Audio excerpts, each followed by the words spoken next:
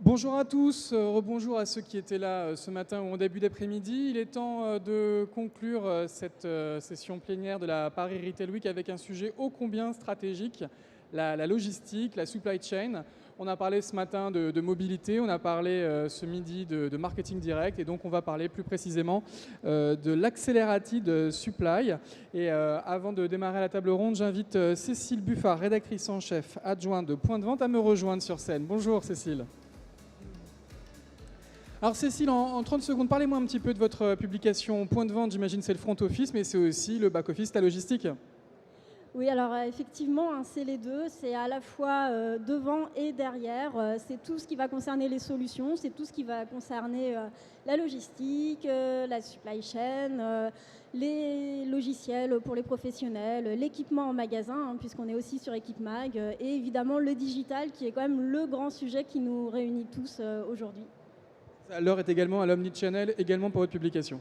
Oui, voilà, c'est ça. C'est la connexion entre tous les canaux et ça donne matière à réflexion et à beaucoup d'idées et de concepts nouveaux dont on va parler tout de suite.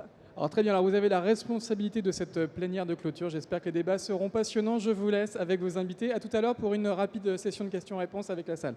Bonne table ronde. On peut l'applaudir, oui, on peut l'applaudir. Merci. Alors, on va accueillir pour cette table ronde très féminine, parce que c'est pas parce qu'on est en logistique que les femmes sont absentes. Donc, on accueille Delphine Mousseau de Zalendo, voilà, Régine Vanem de l'Observatoire O4C et Franck Journeau de Proximis qui vont me rejoindre sur la scène.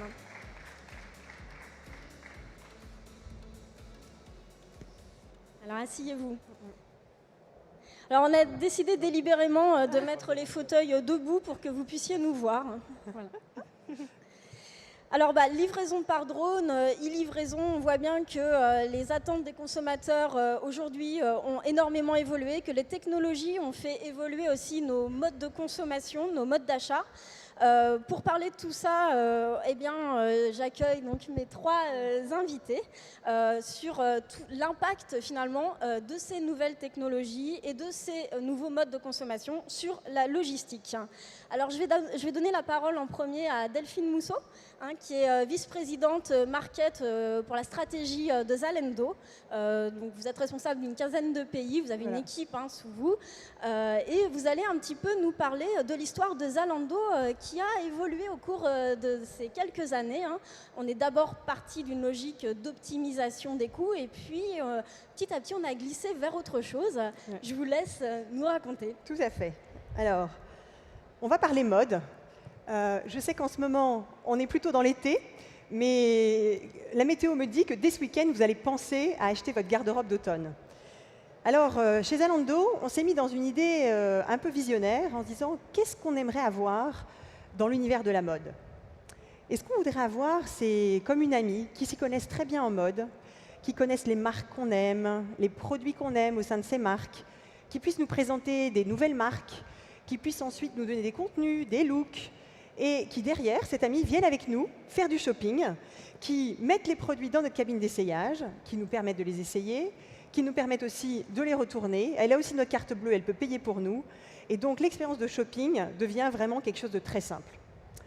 Alors, chez Zalando, on a démarré bien plus loin que ça, à la base avec une offre très large, un service de livraison gratuite et de retour gratuit, avec 100 jours pour essayer.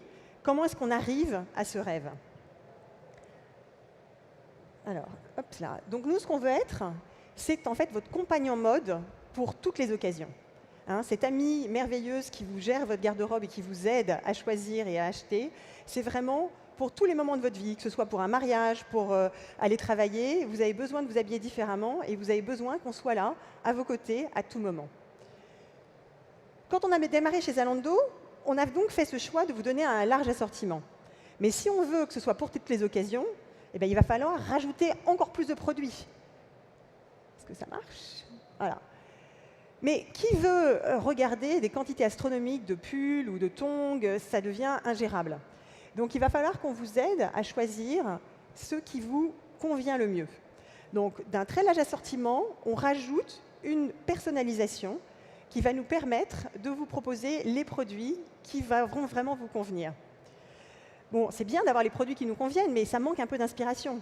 Donc, au sein de cette sélection, hop là, si j'arrive à le faire marcher, hop là, on vous rajoute des contenus, des éléments de tendance, des tendances de la saison, que ce soit des couleurs, des styles. Donc ça, c'est des choses que vous pouvez déjà voir aujourd'hui sur Zalando dans notre appli, où vous avez déjà des inspirations et des éléments personnalisés dans votre flux de produits pour vous aider à choisir la mode qui vous convient. Hop là. Mais ce qui compte derrière, c'est que l'expérience, elle continue bien au-delà de cette relation de mode, puisqu'en fait, il faut quand même que le colis arrive chez vous. Et donc pour ça, on se rend compte qu'il faut que le colis arrive de manière la plus lisse et sans tracas possible, mais aussi que le colis reparte de la façon la plus lisse et sans tracas possible. Donc si on voit ces différents piliers pour devenir vraiment ce compagnon mode pour toutes les occasions, c'est non seulement sur l'assortiment qu'on veut travailler, sur la personnalisation et la relation entre le consommateur et les marques par ces éléments d'inspiration, mais aussi sur ce dernier pilier sur lequel on va parler plus en détail, de l'expérience sans tracas, sans friction, de logistique, livraison, retour, aussi de paiement, de remboursement et de service client. Voilà un petit peu comment, chez Zalando, on voit l'expérience centrée sur le consommateur. Et on va pouvoir parler plus en détail de la logistique. Justement, Delphine, parlez-nous un petit peu de cette expérience centrée consommateur, consumer-centric. D'abord, qu'est-ce que ça a changé pour vous, pour Zalando? Quels sont les process que vous avez mis en place pour recentrer votre stratégie sur ce consommateur? Donc effectivement, comme je disais, quand on a démarré, l'idée c'était quand même de prouver que le concept livraison gratuite, retour gratuit et les 100 jours d'essai était un concept qui fonctionnait économiquement. Si vous vous replacez en 2008, Zalando a été beaucoup critiqué sur le fait qu'on donnait trop aux consommateurs. Et effectivement, au départ, on a travaillé surtout à rentabiliser notre logistique. Donc, c'est-à-dire que le batching, la façon dont on gère les commandes dans l'entrepôt, était optimisée pour que ce soit le moins cher possible. Et donc, on a évolué déjà depuis 2 ans et demi en changeant nos procédés dans l'entrepôt pour faire en fait cette descente de colis basée sur le service du client, c'est-à-dire le maintien de nos délais de livraison. Donc, par exemple, on a en place un système d'express pour lequel on va avoir une descente de colis prioritaire pour que ces clients qui ont choisi en express soient livrés en priorité. Donc, au sein de l'entrepôt, on va préparer ces colis en priorité. Et puis, on continue derrière beaucoup de choses pour essayer d'améliorer le délai de livraison. Donc, par exemple, on va faire en sorte de gérer, pareil, ces flux de colis, de préparation de colis, en fonction des départs des camions. Parce que si un camion part à 3 heures de l'après-midi, ça ne sert plus à rien de se presser pour préparer ses colis pour cette destination. Il vaut mieux travailler sur une autre destination qui sera peut-être avec un départ plus tard. Donc on travaille sur tout ce qui est cut-off time pour permettre de gagner du temps. Et donc tout ça, ça nous a fait grignoter du temps sur le délai de livraison. Alors on peut vraiment parler d'une véritable révolution logistique. Franck Journeau, vous êtes chez Proximis alors depuis pas très longtemps parce que vous êtes un ancien d'ADS Rakuten et depuis cet été, vous avez intégré Proximis. Alors, en 2 mots, Proximis, pour ceux peut-être qui ne connaissent pas. Oui, bonjour. Alors, attendez, je ne sais pas si le micro fonctionne. Je m'entends pas. Vous entendez Franck? Non, je pense que vous ne m'entendez pas. Non, pas trop. Attendez, non, vous m'entendez? Oui, c'est mieux. Merci. Merci. Oui, bonjour à tous. Oui, depuis le 5 septembre, j'ai intégré la société Proximis. Proximis est un fournisseur de plateformes e-commerce omnicanal, c'est-à-dire qui sert autant le réseau des magasins, donc pour les marques, les enseignes, que le site e-commerce et qui va réconcilier de manière homogène et sans couture l'ensemble des flux commerce, business des clients qui sont eux aussi devenus omnicanaux. Voilà. Ça, c'est pour Proximis. Ça, c'est pour votre présentation. C'est depuis le 5 septembre. Mais alors, quelle est votre vision, vous, de la logistique? Voilà. Et accessoirement, j'ai passé une douzaine d'années, moi, dans la e-logistique. Donc, je suis un ancien de la logistique du e-commerce. Notamment, j'ai travaillé chez Crosslog et chez ADS Rakuten. Et donc, voilà, j'ai acquis une certaine expérience. C'est pour ça que je suis un peu là. Vous êtes un spécialiste. Voilà. Oui, OK. Vous allez nous apporter vos enseignements. C'est gentil, merci. Donc alors, quand on parle de révolution logistique, qu'est-ce que ça vous inspire? Comment vous avez vu évoluer un petit peu cette logistique et l'impact finalement des nouveaux modes de consommation sur le transport et sur la logistique? Je crois qu'on a vécu plus qu'un impact, c'est une révolution. Pour ceux qui s'en souviennent, il y a encore 20 ans, au moment de de la VPC. On était au Vente tout par début de la vente, correspondance. la vente par correspondance. Donc on était au tout début de la vente à distance. Personne ne contestait le fait de recevoir un colis qui était commandé sur un catalogue figé avec des prix sans promotion. On priait pour que le colis arrive dans les 8 jours et qu'il soit convenablement livré. Et on se demandait presque comment on allait le retourner. Ça, je dirais que c'est une période complètement révolue. Les comportements ont changé, notamment grâce à l'arrivée du e-commerce. On est passé sur un mode où le e-commerce s'est imposé en même temps que les magasins. Ils ont coexisté. C'est pour moi la logistique 2.0. Lorsqu'on veut acheter quelque chose, on a des solutions online et des solutions offline. Et puis on arrive sur une troisième ère, celle de l'omnicanal, clairement, où le client souhaite avoir une totale liberté d'acheter au moment où il le souhaite et d'être livré à partir de n'importe quel appareil et d'être livré de multiples manières. Il ne veut plus subir, il veut vivre son achat, son expérience d'achat. C'est ça une expérience d'achat, c'est le vivre purement, simplement, sans savoir si la commande vient d'un entrepôt et sous quelles contraintes, sans savoir si elle va être livrée chez lui ou dans un relais, c'est lui qui décide.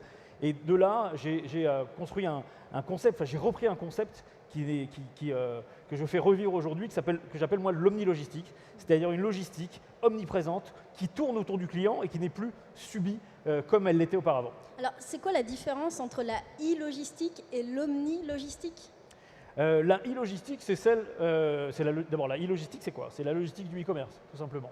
La logistique du e-commerce est née à peu près il y a une quinzaine d'années. Pourquoi? Parce que les prestataires traditionnels, plutôt spécialisés en B2B, n'avaient jamais cru dans la logistique du e-commerce. Pour eux, il y a 15 ans, ça ne représentait rien ou quasiment rien parce que distribuer un particulier, c'était pour eux quelque chose de non représentatif. Donc, à partir de là, et comme ça se fait tout le temps, sont nés des experts. Vous aviez eu Crosslog, dont je viens, mais aussi Morin Logistique, Orium, qui ont créé une logistique fine. On parlait d'épicerie fine en termes de logistique, où on allait préparer une commande pour un individu dans un papier de soie, avec un bon de préparation, des échantillons et autres, et ça n'avait rien à voir avec la logistique traditionnelle, logistique de palette plutôt, et autres. Ça, c'est la e-logistique. L'omni-logistique, c'est celle qui va raccourcir les délais. Très clairement, on va parler d'omni-logistique parce que les clients ne veulent plus subir cette logistique descendante où ils vont passer une commande un jour et on va devoir à un moment décider, on va dire c'est le cut-off. À partir d'aujourd'hui, la commande passée avant 15 h par exemple sera remise au transporteur le soir même.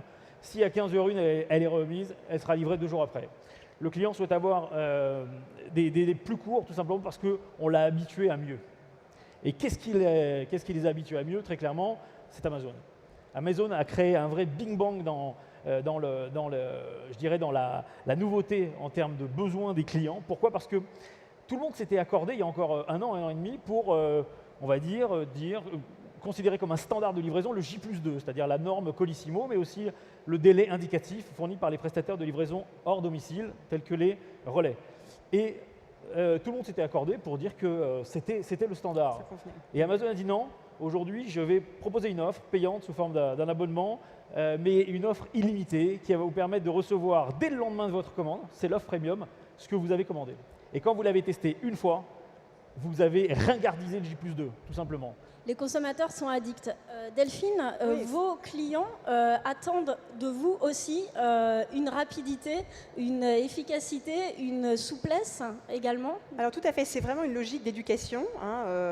On a fait des tests par exemple de livraison le jour même et on voit la satisfaction des clients et on voit aussi que ça change les attitudes d'achat. Si on se dit qu'on va mettre 4 jours à avoir quelque chose, on réfléchit, on va prévoir son achat. Si on sait qu'on va l'avoir le lendemain, ça devient on a plus de place pour des achats d'impulsion. Et donc du coup, ça change la dynamique, la relation avec le marchand. Et comme pour nous, c'est dans une logique où la personne reçoit et elle essaye chez elle, et ensuite elle retourne ce qui ne lui va pas, il faut absolument que ce premier acte d'achat, il soit facile, il soit simple. Et donc plus on livre vite, on s'en rend compte dans les statistiques, plus les clients reviennent. Alors on parle d'omni-logistique. Franck, je crois que vous avez aussi un scénario pour l'omni-logistique de demain en plusieurs points. Peut-être que vous pouvez nous en dire un peu plus sur cette vision. En fait, si Amazon a créé un bing bang par rapport à ses délais de livraison, notamment sur la transformation de ce qui pouvait paraître luxueux, une livraison le lendemain, c'était de l'express, c'était 15 €, c'est 3% d'un budget sur un plan de transport. Élever ce J+1 à un standard de livraison e-commerce, c'est forcément mettre une bombe à l'intérieur des autres transporteurs qui n'étaient pas prêts à le subir. Et vous aurez remarqué à quel point les transporteurs traditionnels ont complètement d'ailleurs loupé le virage de la livraison H+, qui rejoint un peu ce besoin, au point que des startups comme Delivery, Colliweb se sont installés dans un paysage extrêmement mis à jour, où vous avez d'un côté Amazon qui vous fait du J+1, donc du H+24, ou même plus court, du H+16, du H+18, puisque lorsque vous commandez jusqu'à 17h sur Amazon, vous êtes livré le lendemain matin, donc on est sur du H+17, et en bout de chaîne, du H+1, H+2, H+4, dans un contexte accessible. Alors, s'il y a des transporteurs dans la salle, vous aurez le droit de poser des questions à la fin de cette table ronde. Bien volontiers. Bien volontiers. Et donc, c'est donc ce contexte que si cette nouvelle donne d'aujourd'hui a créé une vraie secousse à travers les transporteurs, elle va forcément créer une réorganisation à travers la logistique et notamment les schémas de e-logistique d'aujourd'hui. L'omnilogistique de demain, alors, c'est quoi? En fait, il faut déjà savoir dans quel contexte on va se situer pour savoir comment on va pouvoir aboutir et quels vont être les nouveaux schémas. Alors, je ne sais pas comment on se sert de ça. On appuie sur le vert. Le slide. Le vert. La nouvelle technologie. Alors, j'ai parlé d'Amazon et de l'impact sur le premium qui a modifié nos habitudes et ça, on est en train de le vivre progressivement. Et Amazon l'a lancé, d'autres sont en train de suivre. Vous avez plusieurs offres premium sur d'autres sites qui offrent exactement le même service, c'est-à-dire une livraison le lendemain de la commande sans frais de port. Donc, qu'est-ce qu'on peut se dire? Quelle est la donne aujourd'hui? Le premier des éléments à prendre en compte, c'est un passage, un transfert culturel. On va passer d'une génération J+, à une génération H+. H+1 pour les livraisons express, c'est le nouvel express, jusqu'à H+2, H+4, dans lesquels sont en effet engouffrés les startups dont j'ai parlé tout à l'heure, jusqu'à H+24 qui va devenir le standard. Au-delà, on est sur quelque chose qui va être défaillant ou insatisfaisant pour le client d'aujourd'hui. Quel va être l'impact? Le premier impact, c'est qu'il va falloir réfléchir sur l'organisation logistique d'aujourd'hui, qui est plutôt une organisation que j'ai qualifiée de monolithique. Vous avez un entrepôt central situé à la périphérie des villes, entre 50 et 200 km des villes, loin des clients finaux, à une logistique omniprésente. Il faut que si on veut obtenir des délais courts, il faut que les stocks soient proches des clients. Et donc, il faut créer une logistique omniprésente. On ne peut pas se satisfaire d'un entrepôt où le stock est concentré à un endroit éloigné et se dire « je vais faire du H+.» C'est impossible et ça ne répond plus aux besoins d'aujourd'hui. La conséquence numéro 1, c'est qu'il va falloir certainement passer d'un stock centralisé à un stock décentralisé, ou plutôt un stock avancé. C'est-à-dire, décentraliser un stock ne veut pas dire grand-chose, mais plutôt se dire, voilà, si je veux gagner en délai, je vais devoir rapprocher les produits que je vends des gens que je touche, tout simplement. C'est le deuxième constat. Le troisième, c'est qu'il va falloir sortir de cette logistique en silo qu'on s'est forcé à construire, notamment grâce à l'informatique qui nous dirige aujourd'hui, où vous avez d'un côté la logistique B2B, la logistique B2C, souvent et parfois avec des entrepôts différents, parfois lorsque c'est réuni, parfois avec une partie e-commerce externalisée, j'en viens, je peux en parler, avec des flux d'informations différents, et à côté même vous avez les fournisseurs. Bon. Très clairement, si on veut être près des clients et ne jamais louper une vente et pouvoir les livrer quelques heures après le passage de commande, il va falloir casser ces silos, très clairement. Les casser, ça veut dire avoir intégré cette notion de stock unique. Le stock unique, c'est quoi? C'est la possibilité, de façon très concrète, pour un vendeur d'une boutique des Halles chez Bisbee, par exemple, ou d'un directeur de supply chain sur une tablette, d'avoir, lorsqu'un client lui demande la disponibilité d'un article, savoir qu'il en reste 2 dans le magasin, 30 dans les magasins proches, 50 dans les magasins à plus de 50 km et 300 dans le stock global, e-commerce ou B2B, de façon à pouvoir le faire agir. Et de la sorte, pouvoir répondre à une demande en disant, voilà, je suis en face à face avec vous ou je suis sur mon site e-commerce, j'ai cette notion qui va me permettre de savoir si l'article est disponible et du coup entraîner forcément des réorganisations dans la façon dont le colis va être préparé. La logique e-commerce, c'était de faire partir le colis du site e-commerce. La logique B2B, c'était de se dire j'approvisionne mes magasins. Vous aviez une logique transverse, notamment grâce à l'arrivée du Web to Store sur les 4 dernières années, enfin transverse, mais néanmoins, vous avez 200 enseignes qui se sont glissées dedans, ou à partir du site internet, lorsque vous alliez sur la fiche produit, vous avez la possibilité toujours de se dire, voilà, soit je le commande et je le fais livrer chez moi, soit je m'aperçois qu'il est disponible en magasin. C'est ce qu'on appelle la e-réservation. Et c'est une forme de béquille omnicanal qui va, je dirais, de façon scindée informatiquement, de façon scindée dans les process, pouvoir se dire, voilà, finalement, à quoi bon commander un produit et le recevoir 1 ou 2 jours après, alors qu'à 100 mètres de chez moi, le produit est disponible. On est déjà dans une logique, pas forcément de stock unique, mais de disponibilité offerte au client pour choisir son mode de prise en main, de possession du produit. Donc, soit il le réserve, soit il le paye, les options sont ouvertes. Ça, c'est une logique de stock unique dans laquelle on doit impérativement rentrer si on veut vraiment faire de l'omnicanal et développer cette omni-logistique. La 5e réponse, c'est la logique informatique dans laquelle les logisticiens sont engouffrés. On est dans une logique en logistique ou en transport qu'on appelle une logistique 2DI. Vous avez des colis qui sont préparés, vous avez un flux qui part vers le client final pour dire « votre colis est en cours de préparation ». Lorsque le colis est remis au transporteur, vous avez un message qui part par SMS pour dire « votre colis est remis au transporteur », puis un message pour dire, etc. On est dans une logique 2DI. Demain, on devra se pencher pour réfléchir sur une logique d'algorithme. Une logique d'algorithme, c'est quoi?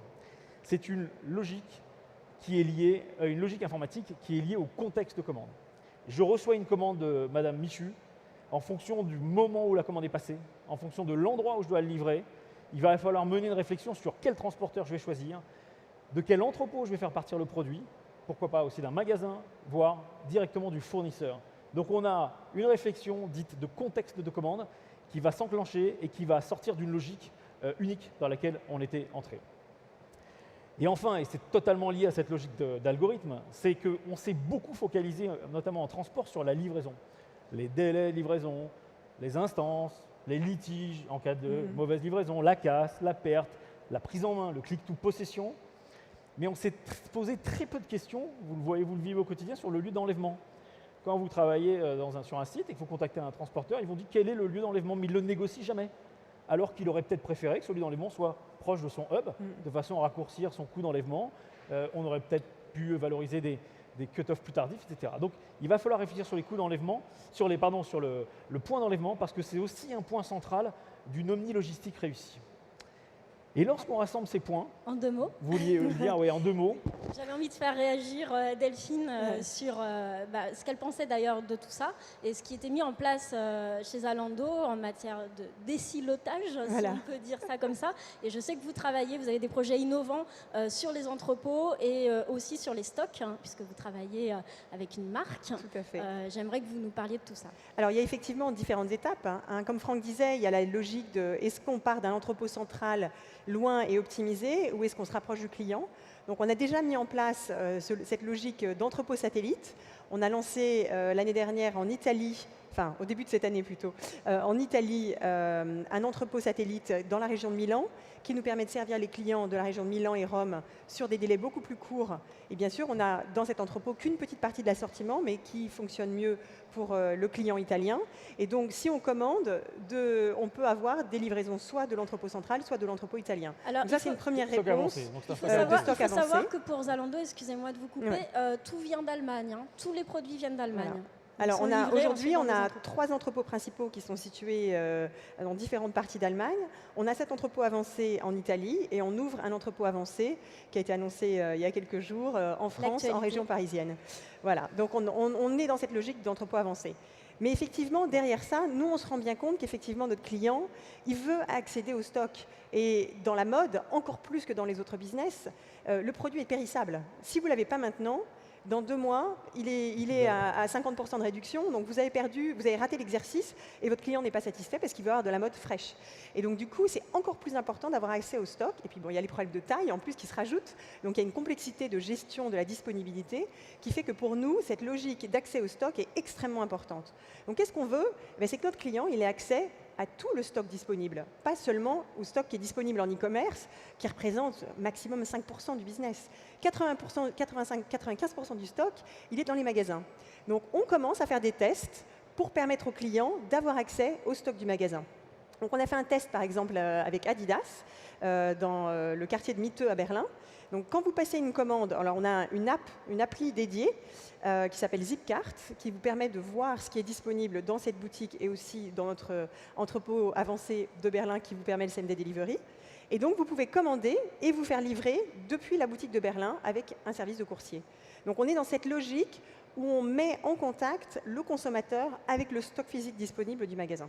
Franck, vous vouliez réagir? Bah oui, parfaite transition pour moi, parce que Zalando est un pure player. Oui.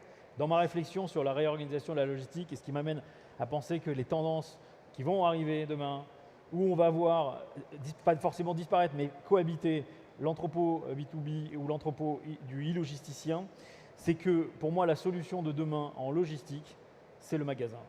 C'est ce que j'ai appelé dans ce slide la revanche du magasin. Pourquoi? Parce que le magasin a cette capacité de gérer, de jouer ce rôle d'entrepôt de proximité, tout simplement parce qu'il a le stock, tout simplement parce qu'on lui a fixé des rôles qui sont aujourd'hui différents de ceux qu'on lui avait donnés auparavant. Moi, quand je travaillais en boutique, je l'ai pu le faire quand j'étais étudiant, il fallait venir à l'heure, bien sûr, et vendre. C'était les trois programmes de la journée. Aujourd'hui, le magasin a bien changé. D'abord, très clairement, et puis beaucoup d'enseignes s'en plaignent, c'est que c'est devenu un showroom. Très clairement, les clients viennent voir les produits dans le magasin, viennent peut-être même les essayer, hein, et puis ensuite vont les acheter, c'est Zalando. Alors dans notre métier, c'est un peu différent parce qu'il n'y a pas de course au prix, on respecte les prix recommandés. Donc on n'est peut-être pas dans la même logique que dans l'électronique où l'Internet est synonyme de prix inférieur. Mais vous avez des clients chez Zalando qui vont essayer les produits dans une boutique d'un réseau de peut-être qu'ils ne vont pas trouver leur taille, ou qu'ils ne vont pas trouver la couleur, et qu'ils ne vont pas trouver le bon wash du jean, et que du coup, ils vont trouver que la coupe leur va, et ils vont acheter le wash qui leur plaît sur notre site. C'est tout à fait possible. Ils vont utiliser le magasin un peu comme votre showroom, parce que vous n'avez pas de magasin dans lequel on peut avoir les produits. Merci Franck. Régine Van Hems, donc, cofondatrice de l'Observatoire du cross-canal et du commerce connecté. Hein. Vous venez de publier un livre qui s'appelle « Réussir sa stratégie cross et omnicanal ». Vous, ça doit vous parler, la revanche du magasin. La revanche du... Ça ne marche pas. Donc la revanche du magasin, oui. Alors, comme vous l'avez vu ici, on est passé du cross-canal à l'omnicanal. Et effectivement, dans cet omnicanal, qu'est-ce que ça veut dire omnicanal? C'est omni, ça veut dire tout point de contact. Donc on a une multiplication des points de contact. Et ce dont on se rend compte aujourd'hui, c'est que non seulement on multiplie les points de contact, mais progressivement, ces points de contact vont se mettre sur le parcours de vie du client. De moins en moins, le client va être d'accord pour faire des détours, pour aller faire son shopping. Et de plus en plus, c'est le shopping qui va venir finalement sur le parcours de vie. Je parle bien du parcours de vie.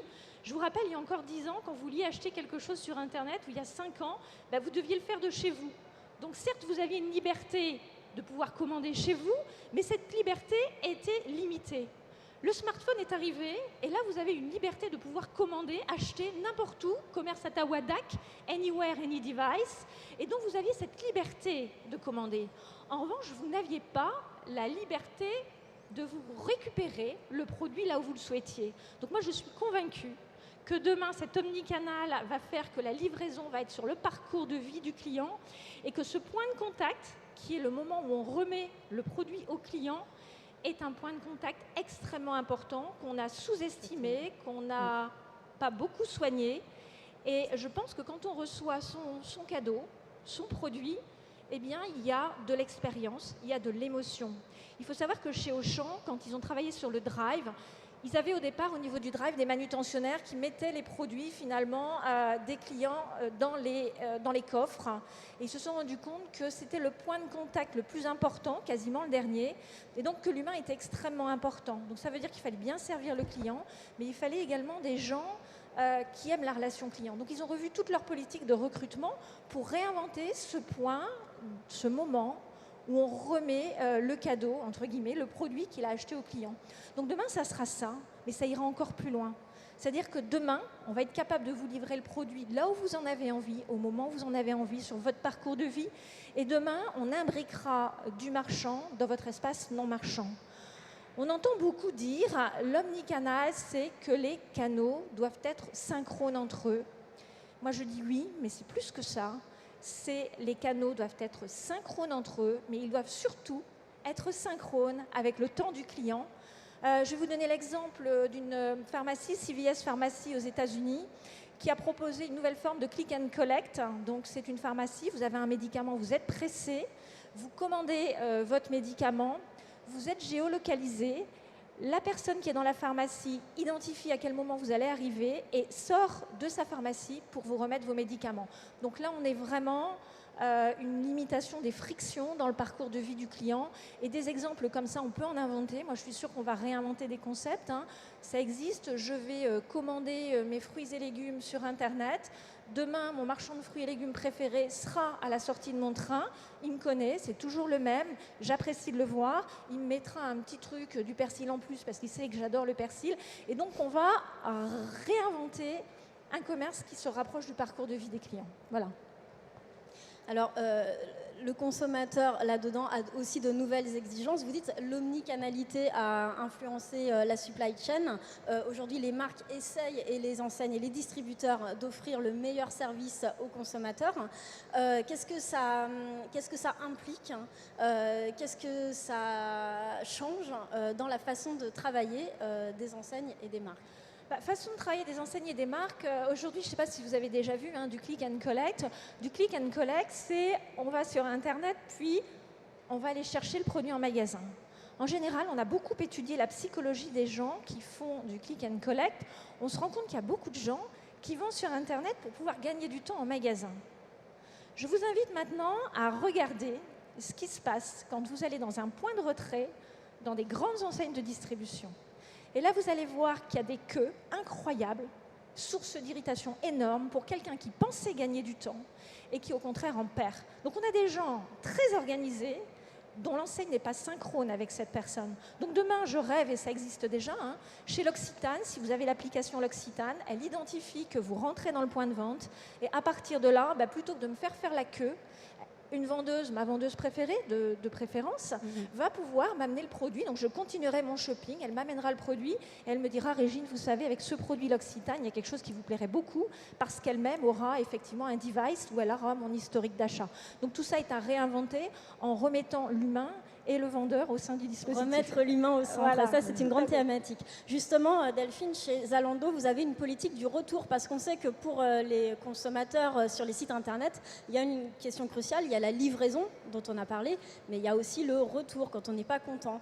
Alors vous, c'est un problème que vous avez pris à bras le corps chez Zalando. Oui, alors tout à fait. Comme vous savez, Zalando a été créé en Allemagne, et en Allemagne, il y a des points différents. Donc effectivement, la logistique a toujours été historiquement plus rapide, mais aussi il y a un autre point très important, c'est que la plupart des gens payent sur facture. Et donc du coup, comme ils ne sont pas engagés, quelque part l'acte d'achat se fait à la maison une fois que j'ai reçu le colis, les gens ont tendance à acheter beaucoup plus et à retourner plus. Et finalement, c'est ce qu'on veut. On veut transférer la cabine d'essayage du magasin à la maison. Et donc pour ça, une fois qu'on a promu cette facilité de paiement et qu'on a permis aux gens de commander beaucoup, il faut que le retour du produit soit une expérience agréable. Parce que tout ce qu'on a gagné sinon à la livraison devient une catastrophe et on retrouve le tracas à ce moment-là. Et donc du coup, on a travaillé sur les expériences de retour. Et là, de la même façon, j'aime beaucoup l'idée de la pharmacie, de la même façon, on se dit, quand j'ai essayé mon produit, je veux le retourner, je le remets dans la boîte, je tire la zipette, je remets l'autocollant, je mets mon étiquette de retour, je vais sur l'app, je clique, enlevez-moi le colis. Et ça, c'est ce qu'on a mis en place en test aux Pays-Bas, qui est en train d'être étendu maintenant à Amsterdam, La Haye et Rotterdam. Et donc, vous cliquez sur l'appli et votre colis est enlevé dans l'heure qui suit par un coursier. Et donc ça, c'est vraiment une expérience de retour qui reçoit un très grand succès auprès de nos clients et qui rend l'expérience d'achat vraiment bien plus confortable. On imagine que tous ces services nouveaux, toutes ces solutions représentent un certain budget aussi. Il y a une question financière, il y a une question de coût dans cette omni-logistique, omni-canalité. Franck, peut-être que vous avez quelque chose à dire là-dessus ? Alors, il y aurait beaucoup de choses à dire sur les retours. Et moi, je salue déjà le travail d'innovation de Zalando par rapport à ce qui se fait, parce que si un client rentre sur un site ou vit une très mauvaise expérience en matière de retour, on a la garantie qu'il ne commandera plus jamais. On est bien d'accord ? Bon, c'est pas le but. On a tellement eu de mal à le faire venir. Bon. Et il se trouve qu'en face, vous avez des prestataires transport qui n'ont jamais considéré le retour comme une prestation standard. Le retour pour les transporteurs, et les changements sont extrêmement récents et encore culturellement ils n'existent pas, c'est que le retour est une variable d'ajustement qui sert à remplir les camions, et dès que les camions sont pleins, on renvoie le colis vers la plateforme et vers la plateforme d'expédition. Et lorsque vous regardez les délais d'expédition, moi je parlais de H+, et qu'on regarde aujourd'hui les délais qui ont été mesurés par des organismes extérieurs comme Etincell par exemple, sur les délais de retour, on est encore sur du J+4, ce qui n'est pas admissible. Ce qui veut dire aussi que le remboursement a lieu à J+4, d'où la dissatisfaction de notre consommateur. Exactement. Quand il a payé en amont. Et quand on regarde les pays qui sont en avance sur la France, c'est pas difficile, ce sont les pays anglo-saxons. L'Allemagne a une avance extraordinaire. On est encore en France sur les, allez, vous me dites si je me trompe, mais sur les produits textiles entre 12 et 17% de taux de retour en France, alors qu'on est à 40-50% sur l'Allemagne. On fait monter, on fait monter. On fait monter encore. Vous voyez, vous souriez alors que les retours montent. Ça aussi, c'est un changement culturel. Parce que quand on avait des retours et qu'on était un site marchand, c'était aussi ennuyeux de le gérer. Aujourd'hui, c'est presque une joie de savoir qu'on va retourner un produit parce que c'est un client conquis, c'est un client qui va commander à nouveau. Exactement. Donc il y a déjà un écart culturel, qui a une bascule qui s'est faite chez vous, qui n'est pas si évidente chez les autres parce que le coût de retour, il est encore très cher. Zalando a les moyens de le financer. Très clairement, c'est je pense que très centré sur le client. C'est un investissement qu'on fait vis-à-vis du client. Le client, on peut le servir par des services comme la livraison, le retour. On peut le servir avec des réductions, des promotions.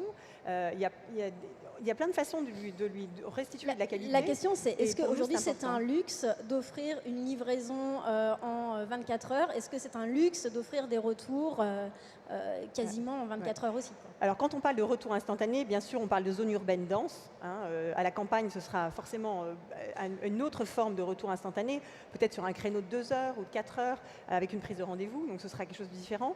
Aujourd'hui, ce qu'on a vu sur notre expérience aux Pays-Bas, c'est qu'on arrive à le rentabiliser, on arrive à avoir un service qui est tout à fait décent en termes de prix et un pricing auprès de notre client qui est aussi tout à fait décent, dans l'idée même qu'on peut l'offrir à certains types de clients en fonction de leur loyauté. Donc c'est quelque chose qui fonctionne économiquement dans cette dynamique qu'on a aujourd'hui. Et si vous me permettez, il existe des solutions relativement économiques pour les retours, notamment les retours en point relais, qui sont là aussi pour rendre service aux marchands qui vont mettre moins de moyens dans le retour. Le retour ayant une valeur pour la plupart des sites marchands aujourd'hui inférieure en termes de vente, puisque ça va correspondre aussi à un remboursement, et le besoin de vitesse n'existe pas. Maintenant, on parle d'omnicanalité, je ne veux pas représenter toute la profession des retailers, mais je parlais tout à l'heure de casser les silos. Il est aujourd'hui incroyable et inadmissible lorsqu'on achète un produit en ligne sur une marque et qu'on essaye d'aller rendre ce produit dans un magasin, se voir entendre dire par le vendeur « Oh là là, ça c'est pas nous, c'est le e-commerce ». Il faut changer immédiatement ses habitudes. Pourquoi? Parce que ça ne fonctionne plus. On parle d'un fonctionnement où on va casser les silos, c'est aujourd'hui la tendance. On parlera de commerce connecté, moi je parle de commerce unifié, c'est-à-dire où le e-commerce et le commerce des retailers soient finalement le même. On s'en fout que le client est commandé par Internet, s'il a envie de rendre le produit en magasin, il faut lui offrir la solution. D'autant que le client revient en magasin et que d'après ce que j'ai vu à la conférence de la FEVAD, c'est une chance sur 3 en moyenne de lui vendre un autre produit. Donc, comme dit Régine, c'est l'intégration dans le cycle de vie à l'aller et au retour. Donc je dois déposer mon colis là où ça m'arrange, dans mon propre... Alors, au niveau des chiffres, on voit qu'il y a 54% des livraisons e-commerce qui se font hors domicile, et c'est très très fortement en croissance. Donc quels vont être ces points de livraison? Est-ce qu'on va faire comme Ikea qui installe des casiers à moins de 15 km ou 15 minutes de chaque personne? Comment on va se rapprocher de ce prospect? Quels sont les enjeux et comment fonctionner concrètement? Alors les casiers, c'est quelque chose qu'on regarde aussi. Moi, on a un casier en bas du bureau. J'avoue qu'on ouvre la porte, on met son colis, on referme. Il y a le retour boîte aux lettres qui est aussi important. Nous, on a des colis qui tiennent la plupart du temps dans votre boîte aux lettres. Donc vous le remettez dans la boîte aux lettres, vous refermez. C'est quelque chose qu'on promeut et qui a beaucoup augmenté. Donc c'est tous ces éléments de retour. Il faut offrir une palette de services au client. Il n'y a pas un seul type de retour qui fonctionne pour chacun.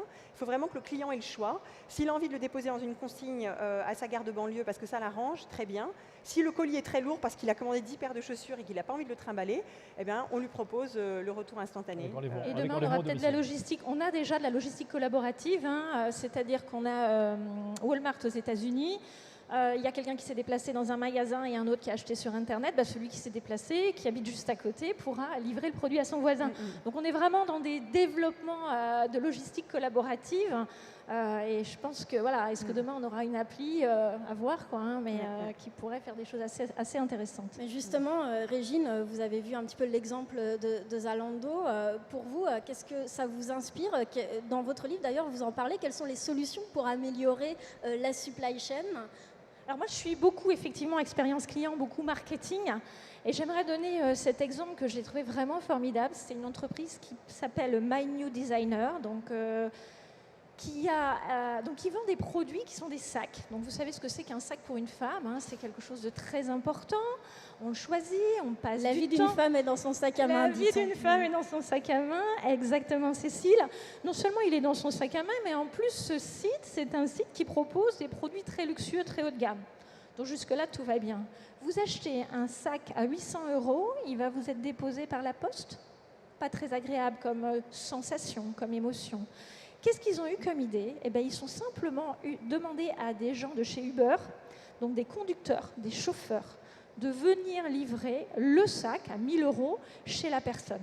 Donc livrer le sac par une voiture Uber, c'est une expérience qui est incroyable. D'abord parce que cet Uber, il pourra aller n'importe où. Ensuite, parce que cet Uber, on est sûr, parce qu'on travaille avec 2-3 personnes qui conduisent des voitures, qu'il y aura véritablement, le produit sera bien livré dans les bonnes conditions. On va pouvoir travailler la gestuelle, on va pouvoir travailler l'émotion. Et c'est quelque chose que j'ai trouvé extrêmement innovant, qui n'est pas forcément plus coûteux, mais qui, sur des produits comme ça, paraît... On va jusqu'au bout de l'émotion. C'est vraiment un cadeau pour le client. On chouchoute le client, là.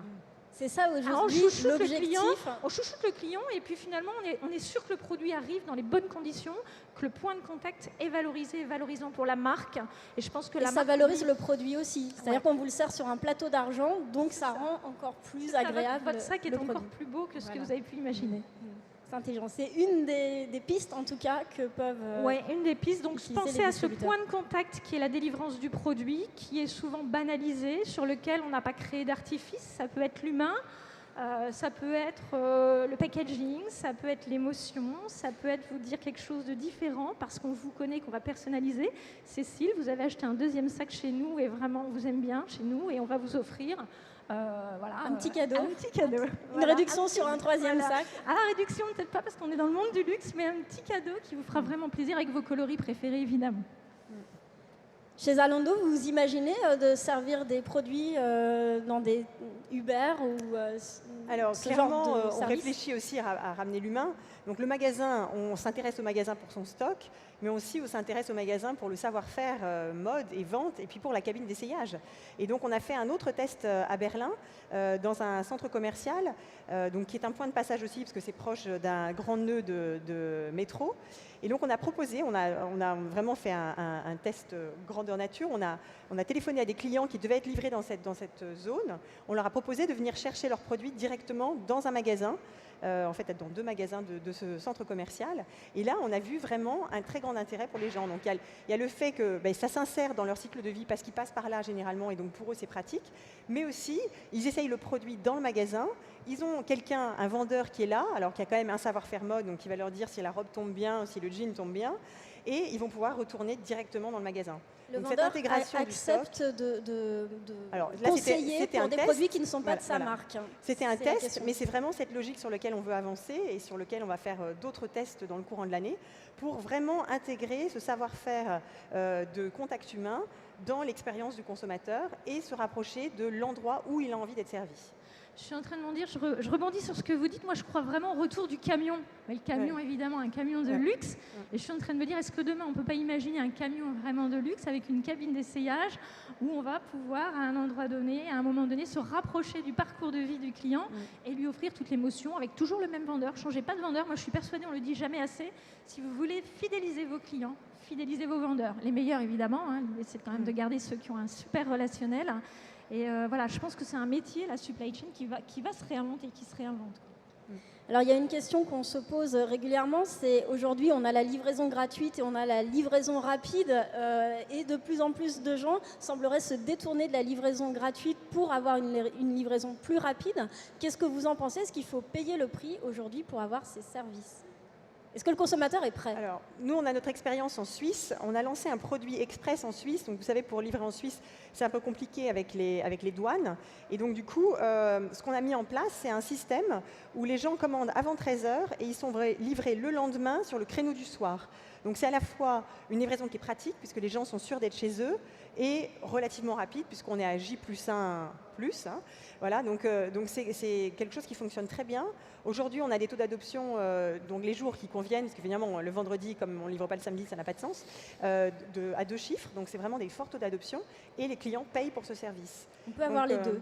Oui, donc je pense qu'on peut avoir des services payants si vraiment la valeur ajoutée pour le client est au rendez-vous. Après, je pense qu'il faut trouver des systèmes modulaires pour nos très bons clients ou pour des produits très chers.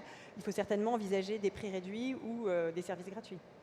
Et après, on peut aussi parler de tout ce qui est connecté, les objets connectés à la maison. Je rêve d'avoir un espresso connecté qui va identifier avant que j'ai fini toutes mes capsules que je vais bientôt être en rupture. Cette rupture est insupportable pour moi qui suis du Nord et qu'on me livre avant que je n'en ai plus. J'ai une imprimante connectée qui fonctionne très très bien jusqu'au moment où j'ai un problème. Le jour où j'ai un problème, j'arrive plus à contacter personne. Donc le processus produit fonctionne bien. Le processus flux d'informations, quand j'essaye de contacter quelqu'un, on fait du ping-pong avec moi et là j'ai un souci. Donc on voit qu'on a encore des points de progrès sur ces aspects-là. Alors, je ne sais pas exactement quelle heure il est, puisque le buzzer s'est éteint depuis... Il est 25, 17h25. Est-ce qu'il est Il est 5h22. On a 24. 22. 22. 25. Ok, donc il nous reste 5 minutes pour des questions éventuelles avec la salle.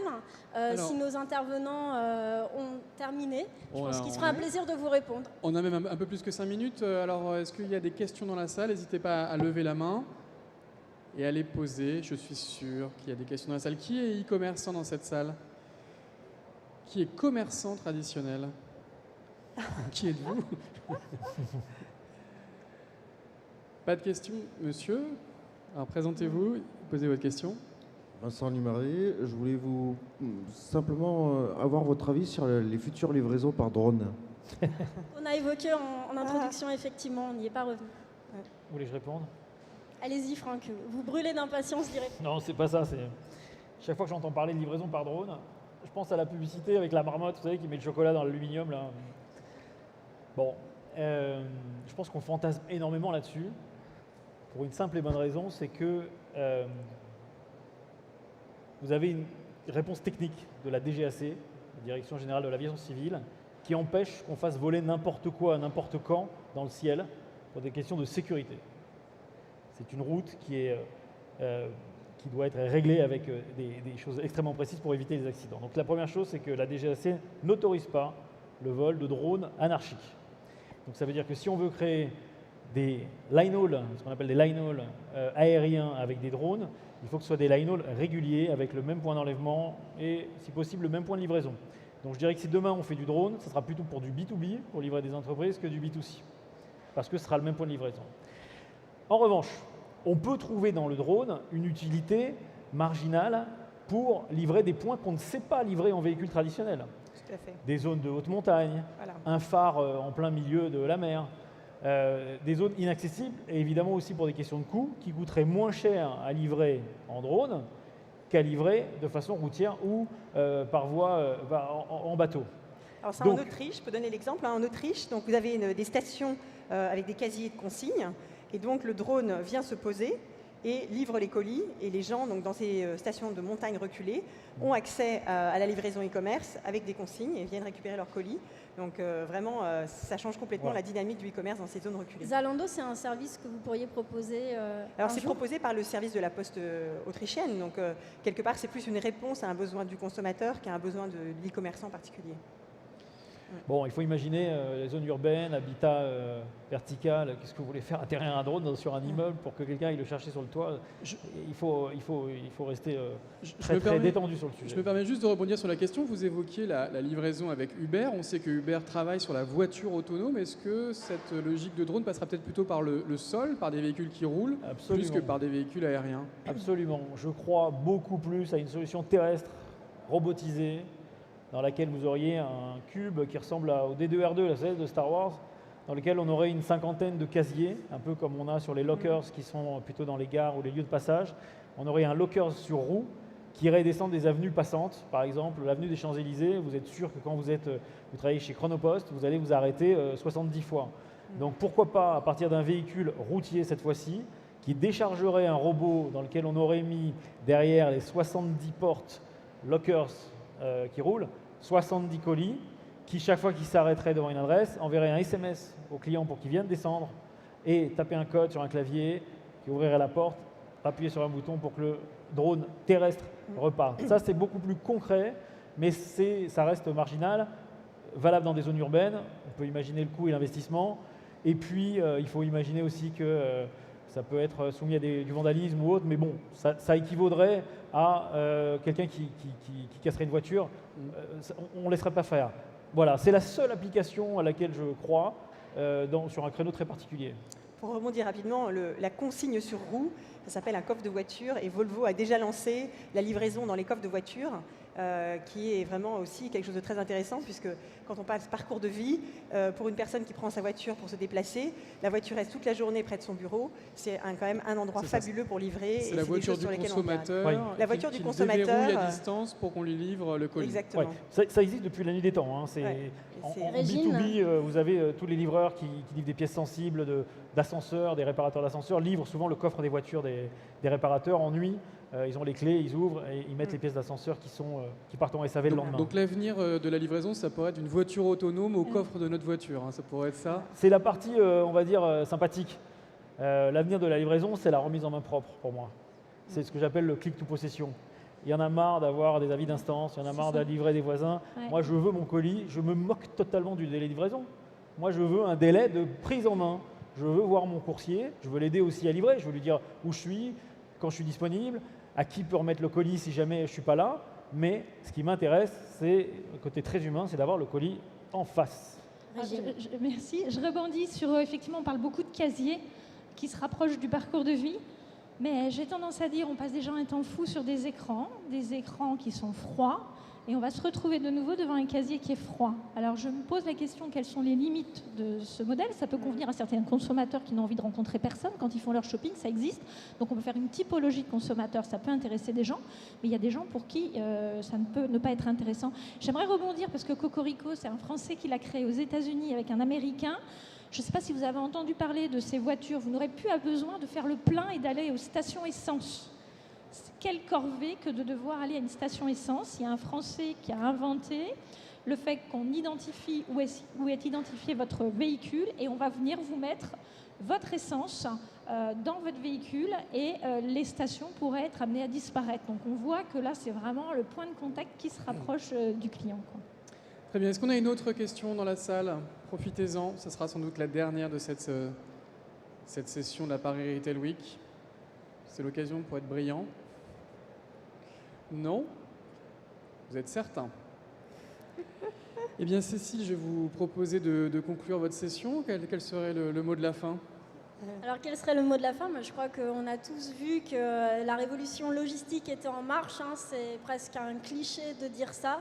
Il n'empêche que la supply chain de demain va être polymorphe, va être fluide, va être plus efficace, va être parfois collaborative, à en croire Régine.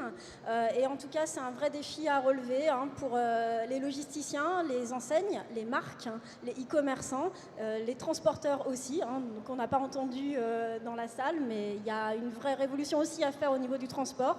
Bref, que des sujets, des grands chantiers à aborder pour les professionnels du retail. Et moi, je retiens que le point de vente sera incontournable et que le magazine Point de Vente, évidemment, sera indispensable pour comprendre cette révolution. Merci à tous les quatre. Merci à vous tous.